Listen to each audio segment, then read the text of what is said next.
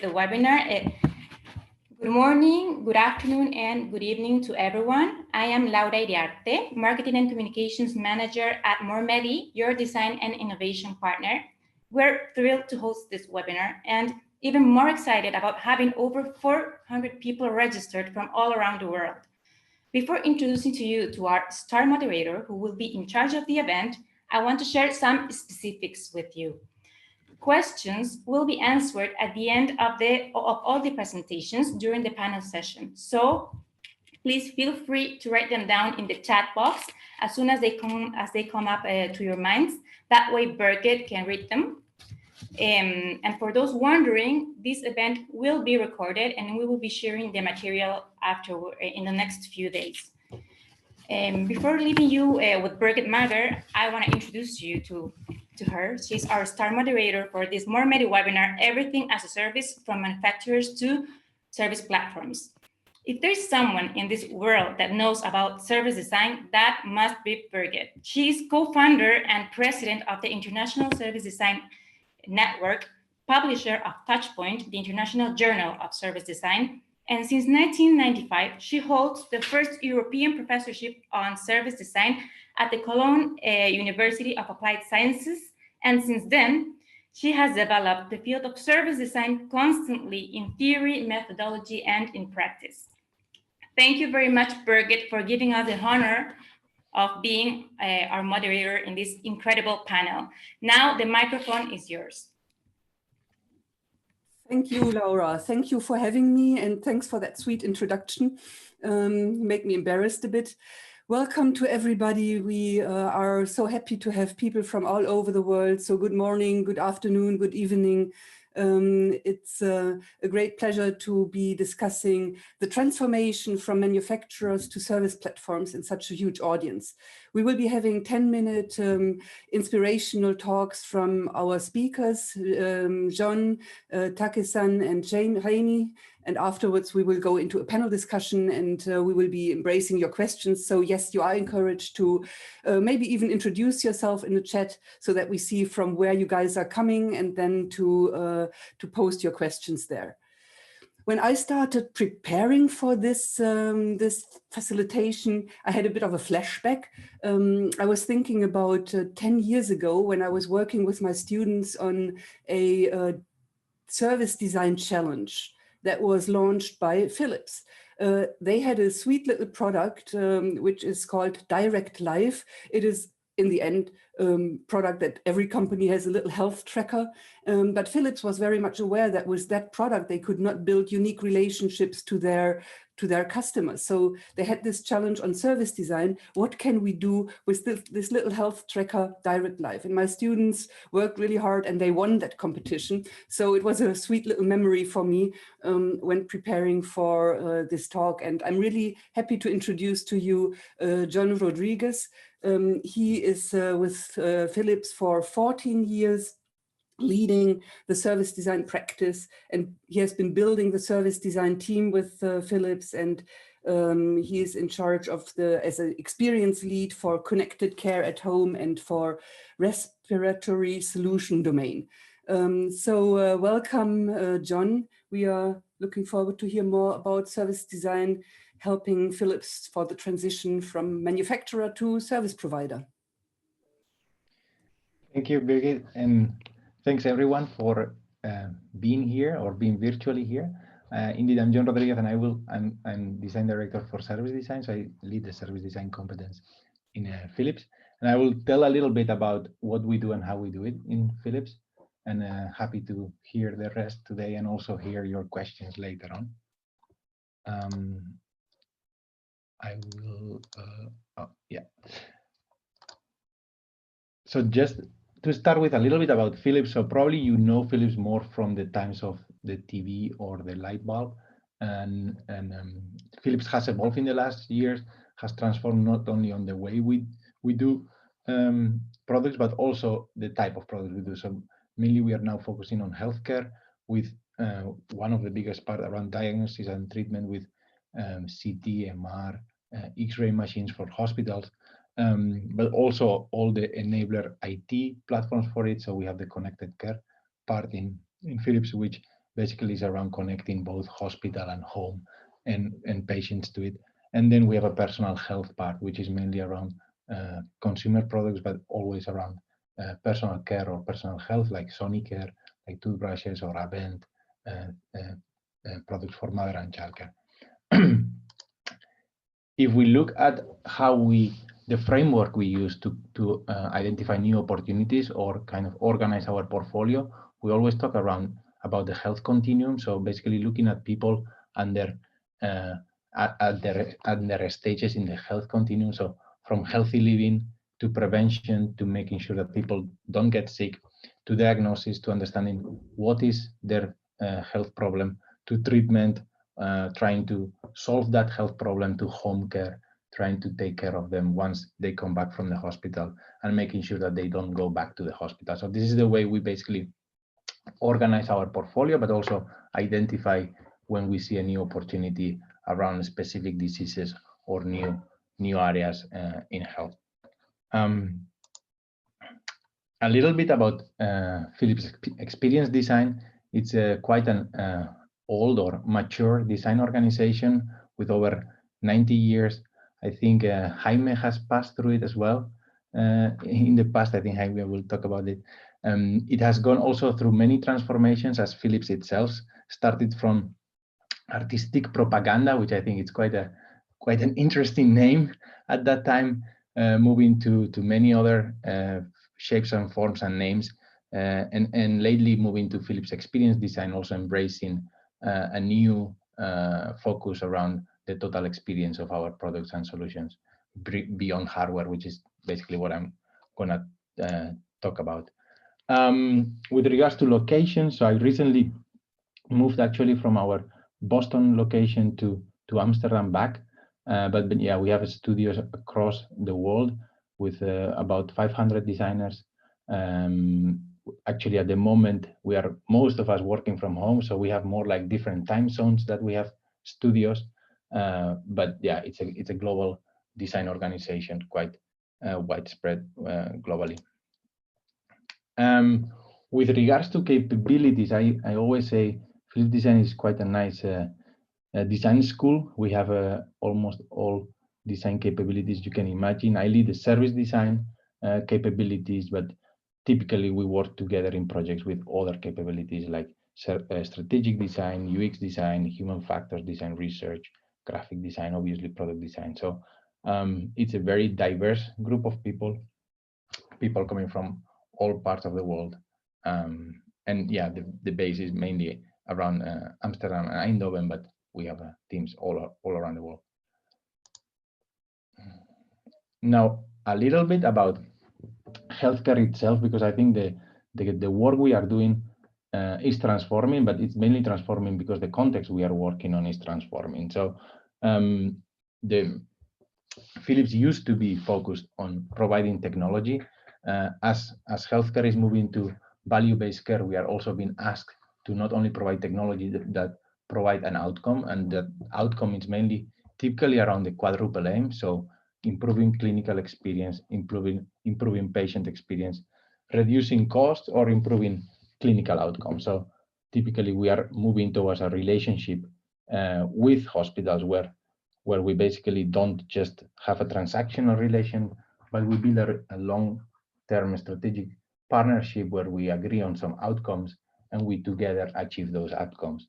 And that means that we as Philips and also as design, we are moving from providing just a product to providing a total solution, comprising of more than just the product itself. And if you look at that, typically when we talk about a solution, we are talking about products, services, and software, all working together to achieve a specific outcome. So it's never only just the hardware, or it's typically not only the software, but it's a combination of those in order to achieve a specific result. And that means that we as design, we are also evolving around that. So we used to be, or typically we were more focused on the product and the user interface, the materials and finishes, the image quality, the specs, the UI. That's typically what we used to do, and we still do, I would say. But together with the transition in Philips to our solution, we as design capability are also moving to providing a great solution experience, moving from just the use of the product to prior to the use, the purchase, the use, and the maintenance part. And when we say that we need to improve the customer experience, we also realize that the customer experience itself is not something that you can fix unless you fix the enablers that provide that customer experience. So typically the processes, the tools, the people that are organized around that customer experience are the parts that are broken, that typically don't enable that great customer experience. So we always say that if we want to improve that customer experience, we need to improve those enablers that create that great customer experience. And that's basically the work we do in service design. So basically, and obviously, this is a tool that you probably are all familiar with, the service blueprinting. But I think what is interesting here is that the customer experience is just the tip of the iceberg. Probably you have seen this image before. But fixing those enablers below are typically the hard work, I believe. So, and I think in my team, in the service design team, that's where we put most of the energy on making sure that those things below the customer experience are making sure that that experience is great. And this is something we use not only to basically create a service that we provide ourselves as one business. When we talk about solutions, typically we also need to work with other parts of the organization. So we use the blueprint to align internal businesses providing one solution, but we also use it to cooperate with partners. So if you think of a solution like a chronic disease management solution, we typically don't have all those capabilities. So there are capabilities that maybe we miss in the team or in Philips, where we need to cooperate with other partners. And the blueprint is used to actually articulate, okay, where do we play a role and where could partners play a role? And same with customers. When we come with a solution like this to a hospital, we need to explain, okay, this is the way we are going to implement your solutions, but you are going to play a role. We are not clinicians. We have a technology is our base, but working with customers, we can understand, okay, how will data from our devices inform you? Which kind of actions are you going to take? Based on that, how will data go to other parts of the solution? So we use this also to kind of connect our solutions with the customers and with the partners.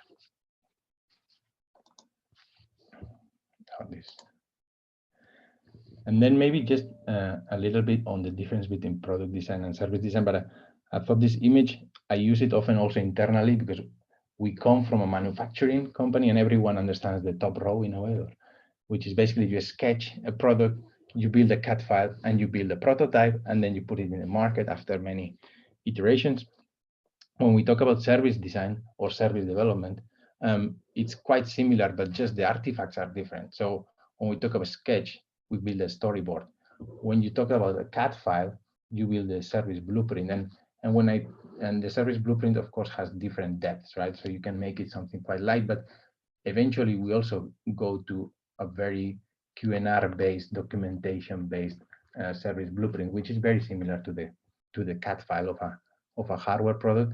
And then when you think of a product, it's typically a pilot. So you pilot with a customer a solution, you measure it, you test it, and you iterate and update it. One of the other differences is also that a product you update maybe every few years, a solution you update maybe every few months.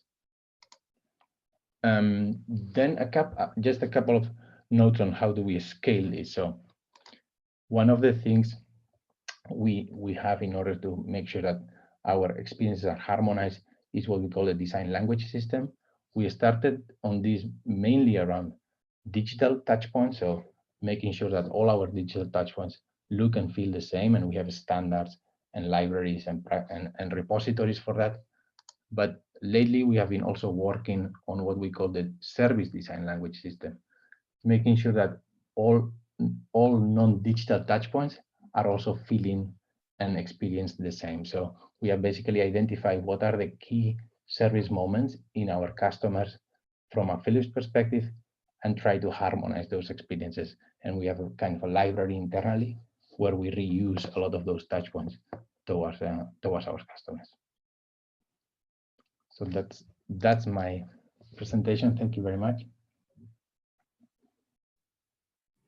Thank you so much, John. That was really interesting, and it really unraveled the complexity it means to design for services as opposed to designing only for products. So I'm sure that the audience has lots and lots of questions, but they have to be patient. So please keep your questions for later. Feel free to already put them into the chat. I have been asked, meanwhile, if the video recording will be shared. And yes, the video recording will be shared with the participants. I've also been asked whether the presentations will be shared, and I'm not sure about that. We will figure out, and before the end of the session, I will let you know. When I started teaching service design in the year 1995, one of my guiding figures was the design theorist Lucius Burckhardt. And he had at that point published a book that was called Design is Invisible. And in that book, he said, it is not the tram that makes travel a successful experience. It is the schedule. And I thought that was really cool. I mean, it really indicated how design was perceiving that change from focusing on the material artifacts as opposed to looking at the system. And especially in the field of transportation, mobility, this is a key issue to look at the whole system. And so I'm very, very pleased to welcome now Take-san. Miyoshi Takehiro is Senior Manager at Service Planning at Renault-Nissan-Mitsubishi, and he has 2 decades of experience in the mobility industries, and he will introduce us to the changes that Renault-Nissan-Mitsubishi is experiencing right now. Welcome, Take-san. Hi, thank you for short introduction. This is Miyoshi, joining from Japan.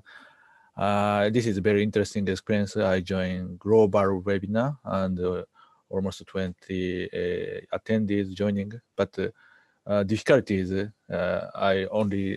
I can hear only my voices, but I can see attendees' faces.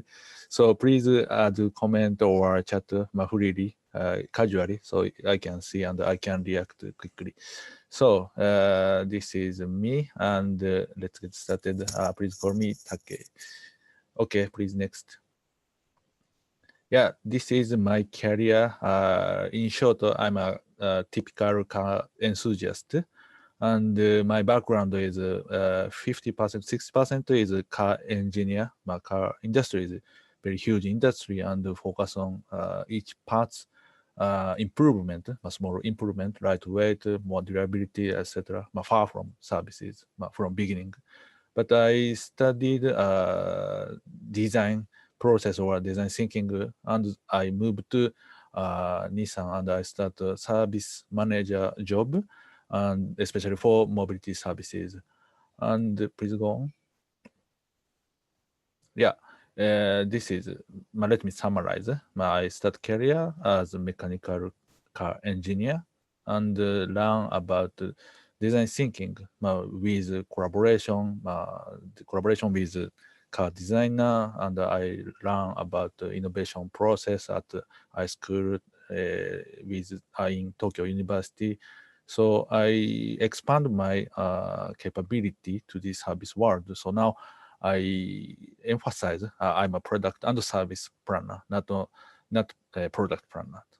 The point is mobility service is very complicated, and several service development is quite important. But the most of the car industry employer and member is not familiar with service planning. So this type of event is very useful for me.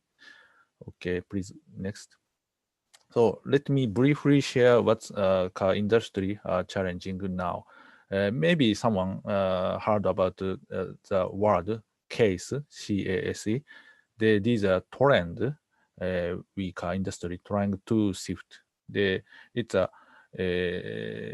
for technology items such as electrification and connected car autonomous driving, and shared services.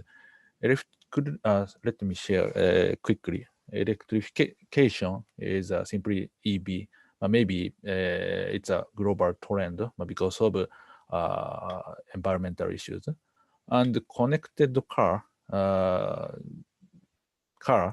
have several advanced 4G or 5G technology and capable for several connected services.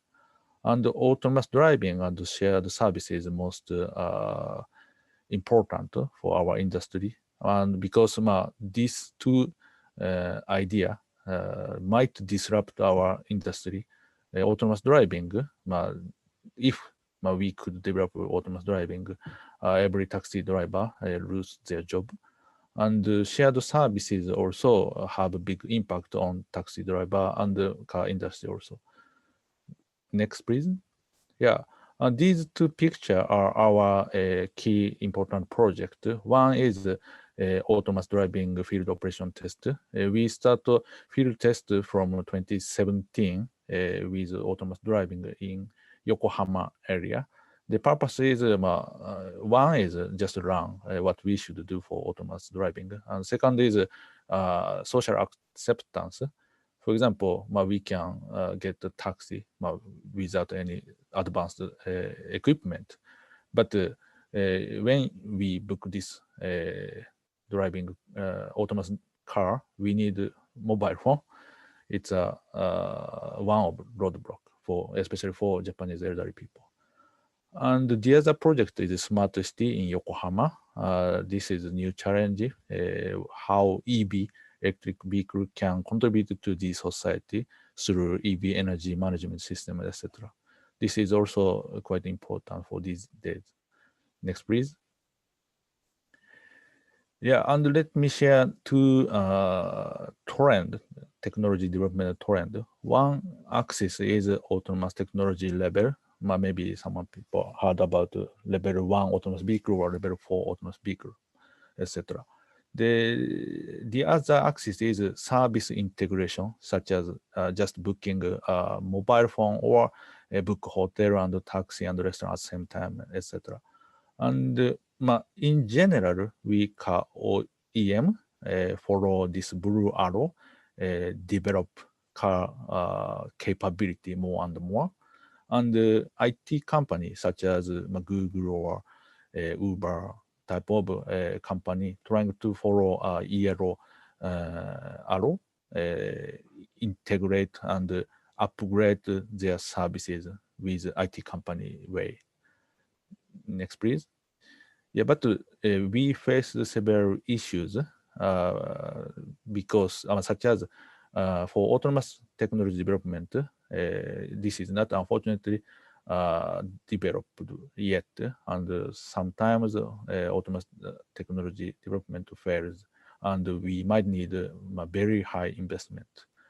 And for new services, this kind of disruption sometimes have trouble with social acceptance, and some country, in Japan also, cannot use these kind of new service. And the case connected or autonomous, etc., is a good word for autonomous industry, but this is not a goal for user. Maybe that's a issue we are facing, and that's a big roadblock, and the reason why this new technology have trouble with the expansion. Next, please.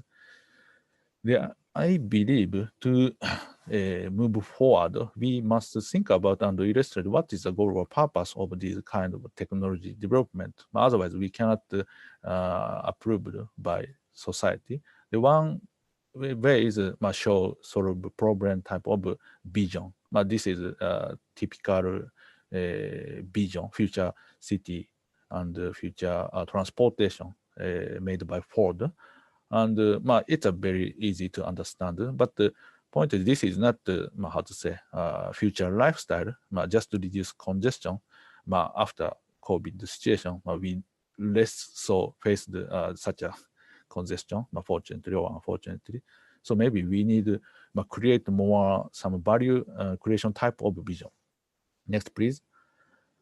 And this is one of example what Nissan are trying to create in Yokohama area with citizens and with several stakeholders. The idea is Yokohama area was several Japanese company. People focus on only center of city, and edge area is not so popular.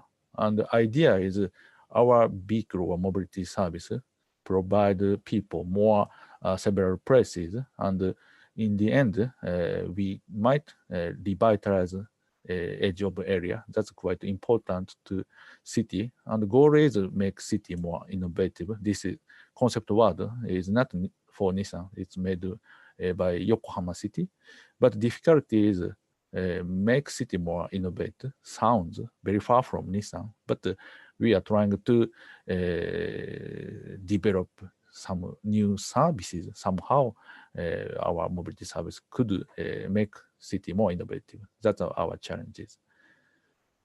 Hi, next please. Yeah, so that's all from my side, and my message is very simple. We car industry always focus on technology because we always develop on mainly technology and less care about what services is, but we must think about service more. So service means some vision or value, and this is most important, I believe. Thank you. Thank you so much, Take-san. That was very impressive. And I think it showed how big the complexity is to not only handle technologies, but also to handle multiple stakeholders, to deal with all these trends and challenges that we are encountering in our society, to take people along in technology acceptance. So it's a really huge barrel that you've been opening here. And I'm looking forward to the discussion in a little while. Now, in the early 2000s, Vargo and Lush from the service marketing domain rolled out the so-called service dominant logic. And the SDL, as it is called, claims that in the end, everything is a service. We don't differentiate anymore between material artifacts and immaterial artifacts. We say everything is a service. So in the end, we have a chair that we are sitting on. It is serving us. It is value in use. And we have a car, but the car only serves us. It is value and use. And I think this shift in perspective is something that has been going on for the last 20 years. And it has changed dramatically the role of companies, but also the role of agencies. Mormedi is a design and innovation agency. And we will now be listening to Jaime Moreno. He's the founder and CEO of Mormedi. And throughout the last decades, he has put a strong focus on the design of systems and helping manufacturers to perceive this shift to being service providers. So I'm happy to welcome Jaime Moreno, and I open the stage for you. Thank you very much, Birgit. Well, hello, everybody. Thank you for being here, and good morning, good evening. I would like to share with you our vision of what we think is changing. So I would like to start with, Laura, can you give me the, yeah. I would like to start with a brief introduction about us, then analyze the context that we're living nowadays with COVID, and then go into the 5 principles that for manufacturers we think they need, they will need to do to survive. So just to give you a short overview, we are a boutique global design consultancy, and what we do is design strategy and product innovation. We started as an industrial design consultancy, but very early, after 5-6 years, we realized that we had to look at all the touch points that the customer would have with your brand. And we created more than 10 years ago a service design team. Later on, we realized that some of the touch points were not just physical and intangible, they were also digital. So we had to create a digital design team. And lately, in the last 3 years, many clients, they started to ask, yes, you are improving your customer experience, but how we can generate impact in our P&L. So we had to create a traditional consultancy team that what they do is business modeling. We are based in Madrid. We have a global network of experts around the world, represented by different cultures and nationalities. We started 22 years ago. We have more than 30 clients. We have been running more than 250 projects. And we have a fluid structure. 70% of our business is coming from outside Spain. We started in Japan in 2003. Nissan was our first client in Japan, and we're proud of it. Today, Japan and Korea represents about 20% of our income. Europe is another 20%. We started working in the US this year and also in Latin America a few years ago. And we work across 7 different sectors. Mobility is a main one. It represents probably more than 50% of our business. But we also work quite a lot in financial services and consumer products and connected services. Today, we are living really special times. No? The pandemic is showing the urgent need for a change in global habits. These sociocultural changes are forcing companies to review their value proposition. Tech giants are centralizing services and are creating their own ecosystems.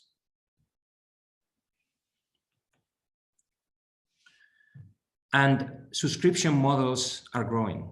Over the past decade, manufacturers from appliance makers and automakers have seen price drop and margins erode. They are becoming a commodity. On the other hand, companies offering subscriptions services with recurring revenues have grown revenues approximately 6 times faster than Standard & Poor's 500 companies. How can companies successfully remake their internal processes and their customer relationships to become an as-a-service company? I would like to share with you 5 principles for manufacturers that we think they will need to do to survive and thrive in the 4th industrial revolution. First one is build services. I mean, John was saying before the evolution of Philips. I think Philips is a clear example of a company that was ahead and one of the first ones to implement service design. And basically, services must be designed with a customer-centric approach. Manufacturers, they need to move from a one-off sale to a direct, ongoing, intimate dialogue. And this would require, I mean, service design, customer knowledge, data analytics, trend research, constant evolution on data. And also, as Philips was saying, selling solutions and fix the enables that would make that service work. Build software. Manufacturers need to empower their smart and connected products with a software-enabled service wrapper. Without software, there can be no service. Companies need a variety of capabilities to work together. Software engineering, data analytics, expertise in UX, UI, and service design. Also, you need to build partnerships. You need to look at the entire ecosystem. You cannot do this alone. The 4th industrial revolution has led to an acceleration of industry convergence. Manufacturing companies need to make alliances and collaborate with organizations where there is a win-win opportunity. Companies need a clear rationale for their partnerships, a differentiated customer offer, and a stronger value chain. They need to build platforms. Exponential growth lies in enabling a product with services and letting anyone make use of the platform. Manufacturers can connect buyers and can sell services, or even enable other organizations to make money from their hardware. This is how revenues can go from linear to exponential. And last but not least, build interoperability. A barrier to adoption and frustration for users is the difficulty of connecting services and connecting devices, having an individual app for each connected device. To reduce barriers, companies should explore open APIs, collaborative industry standards, and they have to forget about the old closed silo approach that will kill growth. Companies need to think and work at the system level. Just to conclude, manufacturers need to transform their relationship model.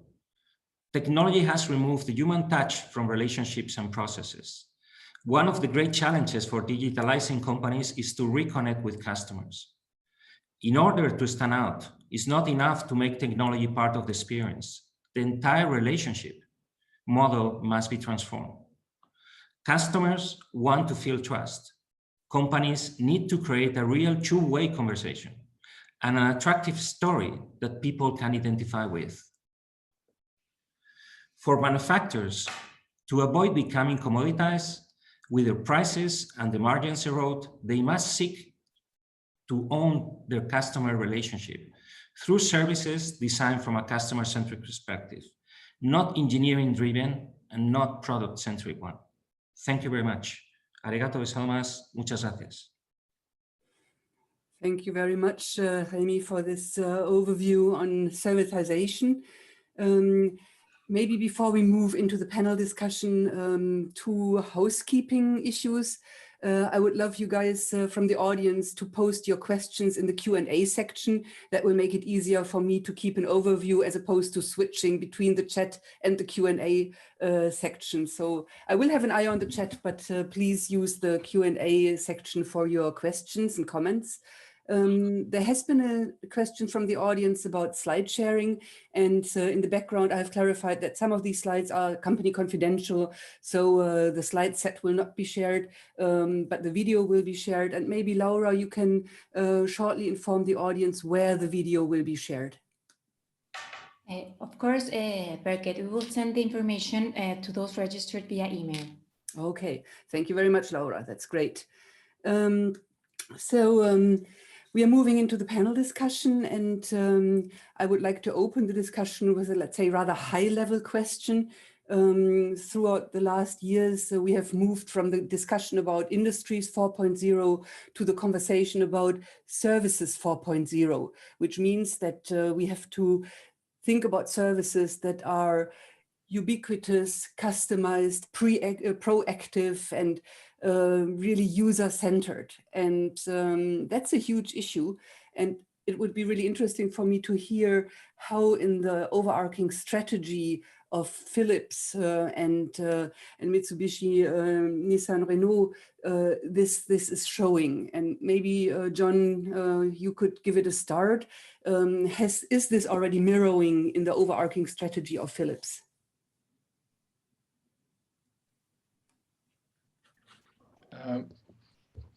I would say yes. One of the things that I think is driving also with regards to Philips, one of the things that is driving this is also the fact that if we look at, I mean, I said before we are moving into healthcare and focused almost totally into healthcare. And if you look at healthcare as such, it's all moving to what you call the quadruple aim. So clinical outcomes, lowering cost, and then there are two other aims, which is patient experience and clinician experience. So in a way, Philips is basically following a bigger trend, which is basically that we all realize, especially in the healthcare context, that it's not only about the clinical outcome we are trying to get, but it's also about making sure that the staff in hospitals, and we have seen with the pandemic this even more, that their health is also important, their experience is also important, their well-being is also important.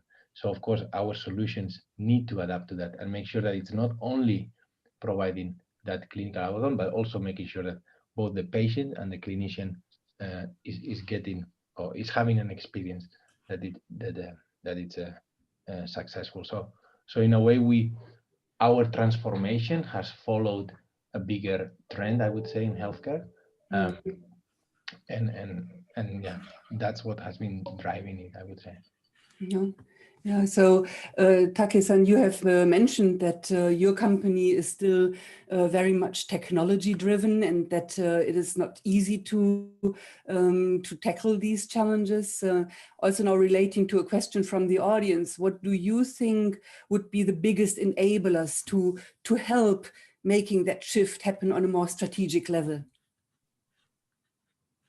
Yeah, I still asking why we are focusing the technology, but I've noticed one clear benefit of our technology development is one of our philosophy is provide affordable and very reliable product all over the world. So maybe that's one of the reason we mainly focus on technology and relatively less care about individual needs.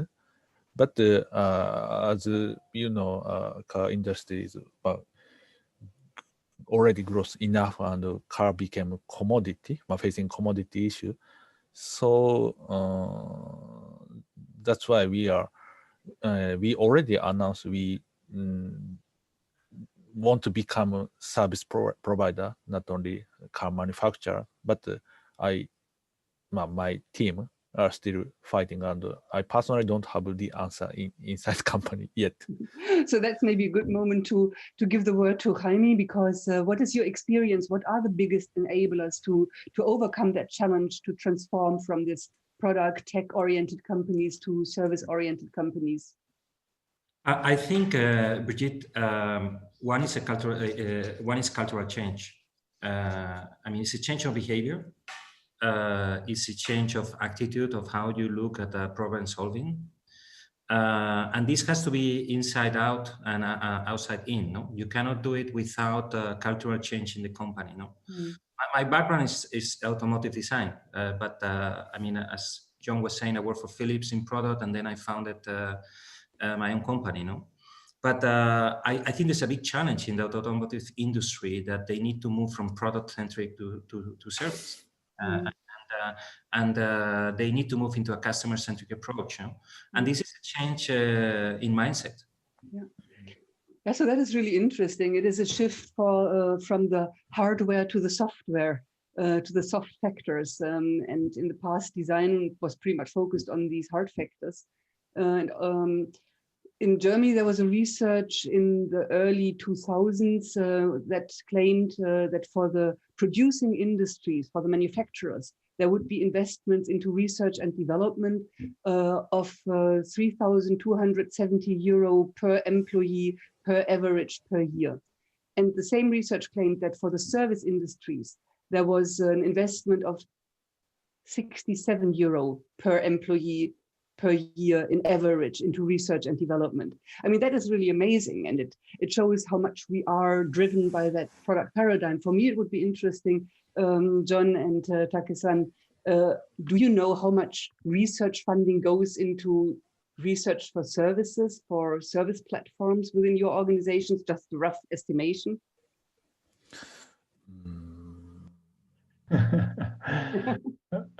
I wouldn't know. I wouldn't know exactly. I mean, say something and probably I'm wrong. So one thought on the value of service design and on this transformation I was having was, and one of the conversations I'm having now with senior leadership is basically that in this business model change, it's very different how you measure value. So if you think of selling, let's say, an MRI machine, you can price it basically like, okay, what's the cost of this MRI machine? And then you add a percentage margin, and then you sell it. In the service context, or in the service mindset, and in a relationship mindset, you have to think on a completely different way, meaning what is the value of this relationship over the 30 years of life of this machine? Looking at the entire value ecosystem, meaning like maintaining it, the services you provide around it, the potential consultancy you can add, and then how can you, or what is a sustainable business model in terms of like a subscription or something divided throughout the entire life of this machine. And I think that has been, or it's quite a mindset change in a way. You build basically your business case, right? Because potentially you could even give this machine for free, potentially. But I mean, that's what the telephone companies have been doing for a long time when they brought mobile phones to the market. No? The phone was almost for free, and it was the contract that made the profit. Correct, correct. And I think in our context, that's still kind of a big mindset change. Yeah. Yeah, I'm not going to push you, Take-san, in that question, how much research funding goes into service research, because I know it's hard to answer. But I would like to underline that besides all the soft factors that we will be talking about, the investment in research and development and design for services is one of the strategic decisions that companies take. And I think you cannot handle that transformation if there is not an overarching willingness to invest into that transformation, into research, development, and design for services. But let's move to the soft factors that you have mentioned as key drivers for that transformation. I'm a big fan of a book by the name of Managing as Designing, and the authors claim that in the future managers will no longer be decision makers and executors of decision, but they will much more enable us for designing solutions. It's a cultural change. It's a cultural change that goes much more into, you know, development of the best possible solutions and collaboratively working on those with stakeholders from all different departments. Is that something that you can observe as a cultural shift that is happening within your organizations already, or is it something that is not yet visible? Take-san, maybe look at your background. Yeah, I think there are some changes, not only our car industry, but especially in Japan, such as UX design or design thinking, such a magazine book, textbook became very popular recently.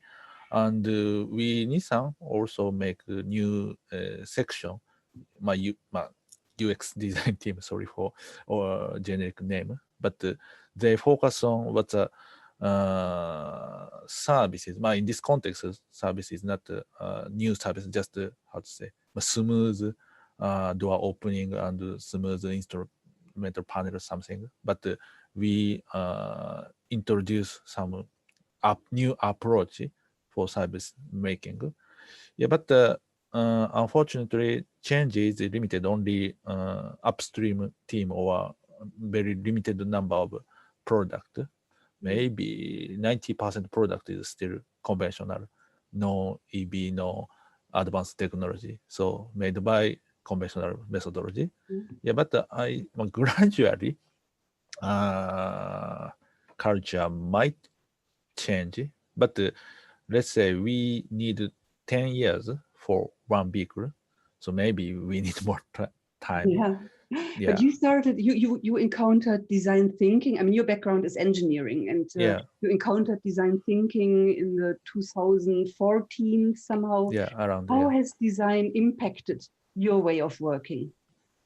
Yeah, it's a very big impact on me. The one thing I notice is when I say, I can come up with something, in engineering world, this doesn't mean good meaning, you don't say fresh idea or something. But in design team, when I say I come up with something, people react to me. Oh, okay, please listen to me. I'd like to listen your idea, etc. My point is, culture is totally different, and the important thing is, it's not matter of good or bad or black or white. Maybe both approaches needed, but the most of people only familiar with one side. I know technology only, or I know design only. That's my issue. In Nissan, there are a few hundred car designer. They are not service designer, but they familiar with design approaches. But basically, a bit isolated from car engineering and less collaboration. So that's my issue, I think. Okay. So with Philips, the design thinking and service design approach has much more of a tradition. As I said, I encountered 2010, the first service design challenge that was given by Philips. And in 2016, I think Philips received the Service Design Award as an outstanding service design for project with multiple chronic disease patients, collaborating with different stakeholders. Yeah, so how do you do design research in your context? Because you've been talking a lot about the blueprints and about the service design language, but the audience is also asking, so what happens before that? Could you give us some insights? Yeah, so actually my career in Philips Design started as a people researcher. So that was my first role, which I thought it was an interesting role because it's a kind of, it was prior to what we call design research. And I think at that time we had Stefano Marzano CEO, and I really like the idea of we are not researching users or consumers, we are researching people. And I think that team is still one of the biggest in Philips Design. But the approach has evolved, right? So we, of course, when I started, I used to do a lot of one-on-one interviews, a lot of qualitative, going to people's homes, going to different hospitals. My passport really got filled with a lot of stamps. Lately, we are evolving that, and we are evolving obviously through digital means. So there is way more data-driven research happening. And we recently even created a team called Data Enabled Design, which is basically a team where we not only look at people itself, but also the data we receive from our products and devices, and combining that with qualitative research and trying to maybe understand behaviors happening behind the solutions. So I would say it has evolved. The traditional design research exists, but we are looking also at new ways of doing it. Yeah.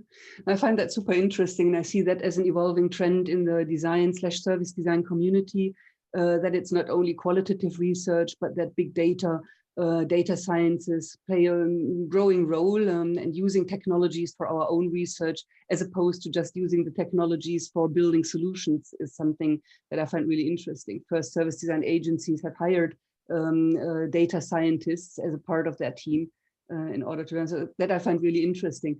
Now, there is a question from the audience that slightly relates to the methodology that you are using. The service design methodology has often this image of being user-centric and being end-user-centric. Now, you are working in a B2B environment. Does that somehow influence the way that you apply service design? I mean, yes, and I think when we say user-centric, in a way, and I think in a way it's a multi-stakeholder centric, meaning that for us, the user is sometimes the patient, but it's never only the patient, right? So it's always the patient and the clinician and the nurses and the department head and the hospital head and the government sometimes. So it's always a multi-stakeholder blueprinting activity, unless we are looking at on something very, very specific. Yeah, that's really interesting. And Jaime, you said in the very early stage of this panel discussion that it's one of the biggest enablers is culture. What experience do you have when you propose to your clients that they should work with multiple stakeholders and not only designing the product and technology, but designing a whole system? So what is it that how can you convince them to go for such an investment? Because it takes much more time to bring people together and to align interests of stakeholders and co-create solutions that then are delivered in networks. So how do you convince your clients to invest time and money in such a big endeavor? Well, I think many of them, they are already convinced that they have to change, but they don't know how to change, and they need help to provoke that change. No? They realize, as I was saying, that the margins are eroding, or the competitive advantage that they have for decades, they're losing it. So I would say many of them, they are much more open-minded, but still, some companies, they still don't see it. They still work in the traditional way. No, I think we are living with a lot of uncertainty. COVID has shown that we are very vulnerable, and everybody could be vulnerable, like no matter how strong you are, with a small virus, you can be very weak, and your business could be tremendously affected. So this means that, companies, I think that there have been a shift in the last 3-4 months. They're more open-minded to think outside the box. Some consumer habits changes have been accelerated dramatically. And one example that everybody probably is aware is telework. How many companies were working about telework since 10 years? But it was only applied in a few companies and very little, no? Many managers, they were not trusting that people could work from home, that the work would be done well, no? And all of a sudden they had to do it. And they realized this is working. Maybe we need to improve it. We need to find hybrid methods, but this is a huge cultural change in behavior, no? Because especially in the top management, that are mainly the ones that probably they didn't believe that this could work. I would say, today there's more than ever a space for innovation. You need to differentiate, and what you have been doing in the past is not going to guarantee that you will be surviving in the next decade, no? How many, if we look at the Fortune 500 companies, more than 50% of them that they were 10 years ago, they are not anymore there, 50%. Who are the giants? The tech companies that they created ecosystems, that they think at a system level, that they disrupt the market. Yeah. That is a strong shift, and companies do understand that they need to change, and they see that challenge. Now, from the audience, there's a question about impact and value. We are trying to help companies to transform into more service platform providers. And how do you guys measure the value of this direction? Is there any hard facts that you can show to underline it? So, I hope my question is clear. So we claim that the service-led approach brings value to companies, and it is the future, this service-led approach. But how do we measure that? One of the metrics that we have as a company mission is basically touching the lives of 3 billion people. So we measure it by how many lives do we touch. And obviously it's a hard, it's not easy to measure, but that's one of the metrics we use. The other metric for us, as I mentioned before, is specifically in healthcare, is the quadruple aim, right? So measuring clinical impact, lowering costs, clinician experience, and patient experience.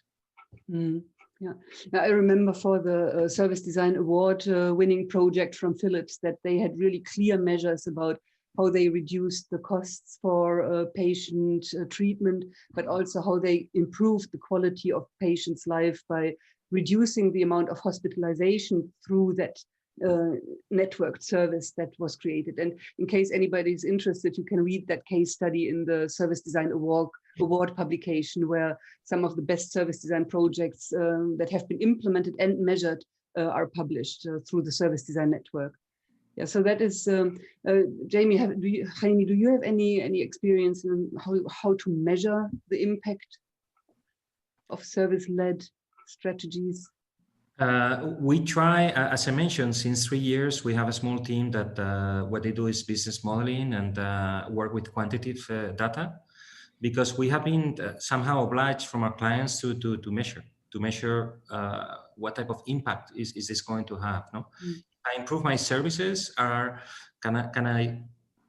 Would the customers pay me more, or would I gain customers? Is this just an NPS? So it's just about increasing customer experience, and increasing just customer experience, I think nowadays is not enough. I mean, at the end, our clients are companies, and in order to survive and to evolve, they need to make money.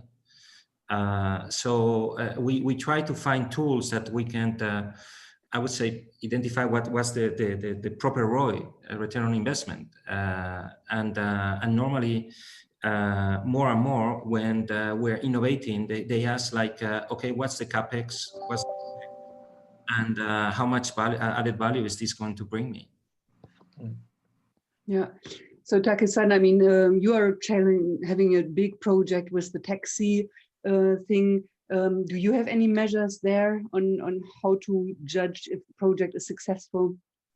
Yeah, it's just under discussion, and I'm trying to make KPIs, and I'm asking Jaime how to build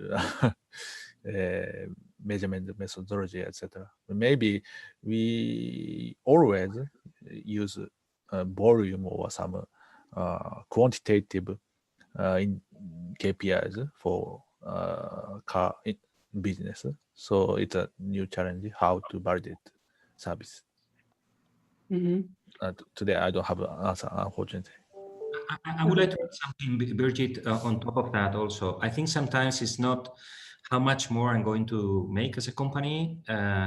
It's also think about what can I lose if I don't do it. WhatsApp is a very good example, no? I think if you tell the telco industry that 50 people could take away 20% of the revenue worldwide of the telcos, and nobody would have think that was possible. And it happened in 1 year. So in this case, for example, Telefonica had a WhatsApp, much more powerful than the original WhatsApp. They kill it because some manager said, we're not going to go and do something that is going to reduce our revenues. But then somebody else did it. Yeah. I mean, that's also a question from the audience. How do you make sure that the focus on service does not, in the end, damage the product experience? But I mean, I think you basically answered that question. Now, I would like to have a short look into the methodological part, because that is something that seems to be discussed quite vividly in the chat and in the FAQ section. I think people were impressed by the service design language approach that you are developing at Philips. Could you elaborate a bit more about how you use that in your projects? Yeah, so this is quite recent, and actually I wanted to give kudos to also Kyle Weiss, who was one of the winners in the service design prize that you mentioned. So I've done this together with him. Oh, so this is something we started relatively recently, and basically the foundation was what I call the digital language system, and I think that's maybe more known or something more common, where you basically create a language. You have a brand language, and then you have a digital language across all your digital touch points. But we realized that some of our touch points were outside this. So basically, often maybe some of our software platforms send an email to customers, or or some of these touch points are PowerPoints that are kind of having dashboards that are sent to hospitals because there are some metrics that are being measured that they need to look at. And basically, we started collecting all those what we call key service moments, where we believe and we basically identify like, okay, what are these key service moments? Let's look at how they are created and create some standardization across those touch points, including some one-on-one interactions, right? So a lot of our key service touch points are also just phone conversations. And you need to look at those phone conversations together with the emails that you send, together with the UX dashboards that you have. But basically, the way we did it was first identify, then harmonize, and now we are basically deploying and identifying. If we basically identify a new service, we either put it in the backlog and build that or use what we have. I think at that point, there's a really close interconnection between brand identity and service design. And that is something that I can observe as a growing field of interest in service design. How can we use the brand methodologies and the brand identity in order to really create that service language along the touch points in a unified way. Now, Take-san, in Japan, the service is perceived as excellent. I mean, people from abroad, when they come to Japan, they think, oh my God, this is really omotenashi. It is very, very well done. What do you say? Is there a specific approach in Japan to design services, or is it just in the genes?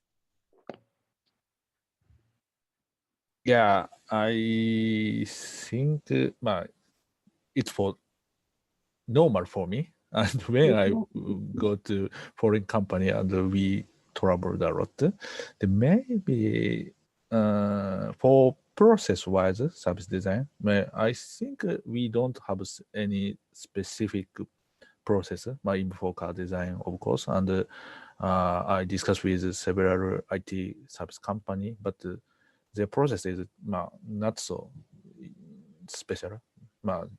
I always read a textbook or something, but maybe it might because of a characteristic or aspects, maybe. Because we educate same way and we have some common some understanding, because 99% is Japanese, and so that's why service level is almost very good all over Japan. Yeah. Now, when we talk about methods, one of the key methods in service design is the prototyping, so that we do fast iterations, we build the service, we can test it, we can improve it.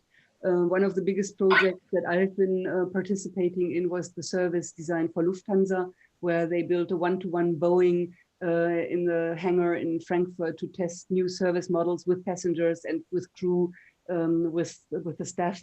That was really impressive. 3 months of testing of services in a one-to-one Boeing. Now, audience is asking, how do you do that with complex services like medical services or mobility services? Do you have ways to prototype that could be inspiring for the audience? We made several type of prototype, just sketches or from sketches, and detailed some CG with VR equipment and full scale mockup, and we made a lot of prototype. Maybe that's our culture, might be. So, but it's difficult in hospitals. I mean, how can you do that? Can you really test one-to-one, or is that not too much of an intervention into the systems? No, it is definitely difficult, and it has been obviously more complicated now with the pressures in hospitals. You cannot just, but I would say there are different levels of prototyping you could do. Typically, when you go to such a more clinical setting, I would like the usual kind of design or service design school service prototyping. It's very difficult in a hospital, right? You cannot just act and ask a clinician to spend an hour acting, and so I would say we do maybe less than what I would like to do on that. Typically, you go more on a pilot mode with where there is a very clear agreement with the hospital. There is obviously a lot of privacy, security behind, and it looks much more like a clinical kind of test setting than it is the let's say more design school kind of rough prototyping, because in the end you are working with people's lives. So obviously it's not. That doesn't mean that obviously we don't do the more traditional design prototype. Like if you do an MRI, of course you can experience as a person how that experience is, right? And you can really build it. But when it touches clinical, when you are not just testing the experience, but you are testing the clinical outcome, of course the settings completely change. Years ago, I worked with one very large fast food chain, and they had indeed built a prototyping studio in Chicago, where they had set up one of their outlets one-to-one with the front stage, with the backstage, and they were working there with real people, but also with actors in order to place through the storyboards. And I thought that was really quite amazing, which is a new type of research lab. A research lab that really builds the one-to-one copy of the real place. And I know that in our very embarrassing airport in Berlin, you might have heard about that awful project. They have worked for, I think, a year or so with actors in order to go through all these different journeys that can occur at an airport. Is that anything that is like that you would fancy to have a laboratory? Within Eindhoven, the high-tech campus, we have what we call experience labs, where we do have like an ICU or a patient room or a kitchen, and we do build prototypes and we experience them, but obviously we don't operate someone. You know what I mean? It's a simulation experience. Which probably the patients and the staff appreciate, that you do not elaborate in the system while it's running. And it's often used also to invite customers and kind of let them experience how the new ICU of the future will look like, for example. But you don't go through the actual procedure.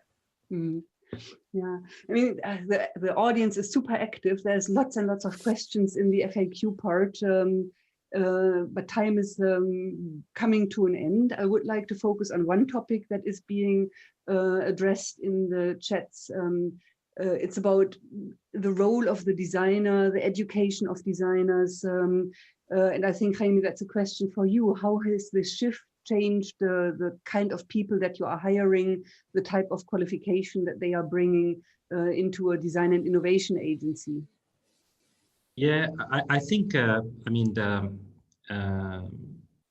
right now, I mean, the complexity is much higher and as well as uncertainty. So this means that you need much more bigger multidisciplinary teams, no?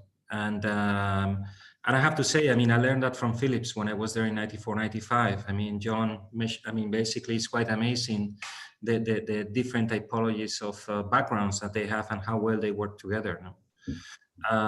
I think nowadays you cannot work isolated, and people or designers, they have to be more all around and learn new capabilities because they need to connect with new information. No? They need to know how to measure what is data analytics. They need to learn also about the business.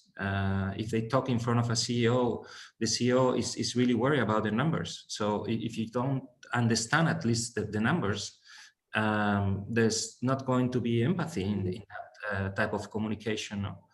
So that's why also, I mean, we started like 3-4 years ago to incorporate a set of experts that allowed us to dive very deeply into specific sectors. No, people with 25, 30 years of experience, they have high positions in multinationals, they have been pre-retired, and but because that's the only way that we can really advise, having somebody next to you that you can dive in really deep into the issues of that sector or that type of organization. But do you really find designers out there in the market that fulfill these high expectations on having a good understanding of business, having a great understanding of technologies, understanding change processes, understanding service economies and organizational structures? Sounds like a quite demanding profile. Yeah, and it's not easy, Birgit. And I would say, no, we don't find those people easily. That's why we train our people from the beginning. And we had also to let some extremely good designers go away because they were only interested in the aesthetics. And we said that this is not enough. It must be a strong thinking behind every aesthetic. Yeah. And if you don't consider that strong thinking, then would be a great freelance, but could not handle a project end to end. Yeah, that's an interesting point of view, John. I see you smiling on the question. I actually recently hired quite some people in the team, and I have to say, obviously you don't hire people that have those skills, but I'm quite impressed, and sometimes I feel a little bit old. I'm quite impressed with the ability to learn of the new service designers. And I would say I don't hire people that know, but I hire people that really have the ability to learn very quickly. And obviously you cannot hire a designer coming from university that understands healthcare. I'm still learning.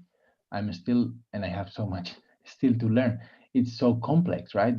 Especially the context we work in. And I think it's the same probably in mobility and any other big sector. You cannot expect that you will understand the healthcare context, the business models around it, the regional differences between US and Europe. I mean, it's super complex, but I think the new designers, I'm quite impressed with the ability to learn.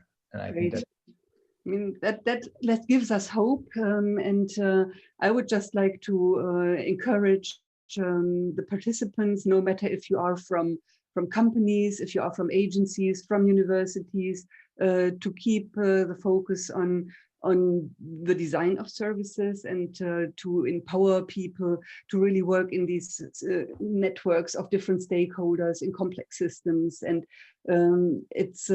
I think it's very rewarding. And I think there's a question from the audience, isn't this just a marketing gimmick, this customer centricity? No, I think it is not. I think expectations of people are constantly changing. And if we do not handle the design of these systems, we will be obsolete at some point. So I am a bit under pressure. Our time is up. There are still so many interesting questions to be discussed. Maybe there will be another opportunity. For now, I would like to thank the speakers and panel discussants for your interesting input. And I would like to hand back to Laura from Mormedi. Hi. Thank you very much, Birgit, and thank you very much to all our speakers and to our great and very committed and interactive audience. Regarding the questions, what we can try to do is go through them and see if there are some, we can save some of them and answer them with the speakers and share it with the material that we're going to be sharing from the webinar.